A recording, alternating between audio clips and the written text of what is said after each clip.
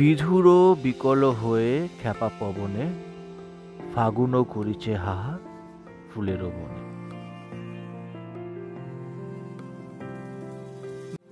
তুমি যে ফাগুন রঙের আগুন, তুমি যে রসের ধারা, তোমার জায়গাটার নাম দুর্গি।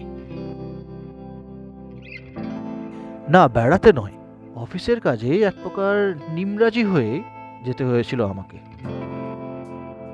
ঘড়িতে ভোর 4টের সময় অ্যালার্ম সেট করেছিলাম আগের দিন রাতে।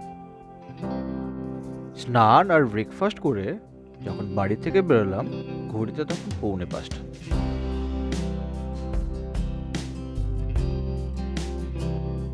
তারপর দুর্গাপুর স্টেশন থেকে বাস আমাকে বাঁকুড়ায় পৌঁছে দিল প্রায় 6:30টার সময়।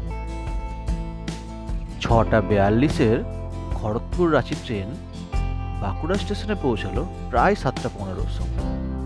তারপর দীর্ঘ 5 ঘন্টার জার্নি, গন্তব্য ঝালদা। রাস্তায় পড়লো বেগুনকোদর স্টেশন। ইউটিউবের বিভিন্ন ভিডিওয় শুনেছি এই স্টেশনটাকে নাকি ভুতুড়ে স্টেশন বলা হয়। জার্নিটা দিনের বেলায় না হয়ে রাত্রের বেলায় হলে হয়তো কিছুটা থ্রিল পাওয়া যেত।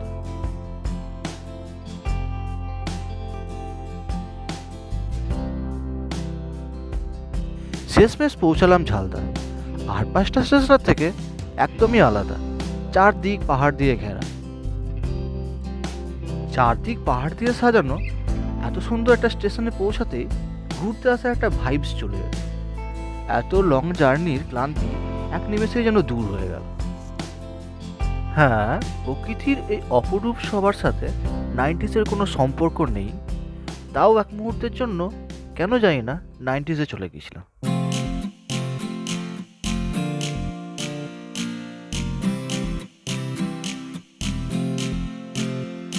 ज़माना उसी का ऐसा ज़माना कि जिसने भी सीखा है प्यार दीवाना। निशाने मेरे है कि दिल पे निशाना, दीवाना है अपने ही धुन में दीवाना। এখানকার লোকজন খুব আন্তরিক। কিছুটা পথ টোটো, কিছুটা লোকাল মানুষের বাইকে চেপে বন পাহাড় সবকিছুর মধ্যে দিয়ে রাস্তা চলতে লাগলো। গাছে গাছে লাল ফুল আর বনের বাতাসের স্নিগ্ধতা আমাকে এক মুহূর্তের জন্য ভুলিয়ে দিয়েছিল যে আমি এখানে কোনো অফিসের কাজে এসেছি। ওই যে লেখা রয়েছে দুর্গি গভর্নমেন্ট ITI ডান থেকে, এরপর রাস্তা খারাপ হতে শুরু করলো। যাই হোক, এই অফবিট রুটেরও একটা অন্যরকম মজা আছে।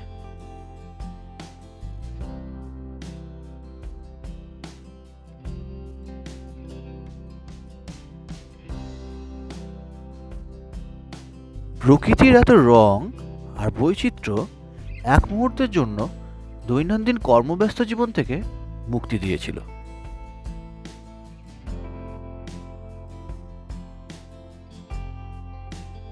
অবশেষে পৌঁছালাম সেই কাজের জায়গায়, পাহাড়ের কোলে শিক্ষা প্রতিষ্ঠান। ক্লাসের জানলা খুললেই দূরে পাহাড়ের হাতছানি। কাজের শেষে যখন কলেজ থেকে বেরোলাম তখন আর ফেরার মতো কিছু নেই। অগত্যা বাধ্য হয়ে আমাকে ঝালদা স্টেশনে অনেক খোঁজাখুঁজির পর একটা রুম নিয়ে থাকতে হলো সেই রাতে। পরের দিন সকালে বাড়ি ফেরার ট্রেন। জায়গাটা খুব সুন্দর, ফিরে আসতে মন চাইছিল না, কিন্তু আসতে তো হবেই।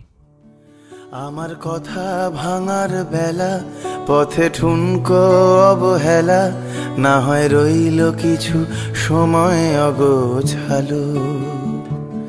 শুধু যাওয়ার বেলায় বলো আমায় বেশেও ছিলে ভালো, মেঘের দিব্যি দিয়ে পুড়ছে বর্ষাকালো। দূরে পাহাড়গুলো আবছা হয়ে আসছিল, মনে হচ্ছিল প্রকৃতির কোল থেকে যেন সেই চেনা কংক্রিটের জন্য আবার ফিরে আসছে।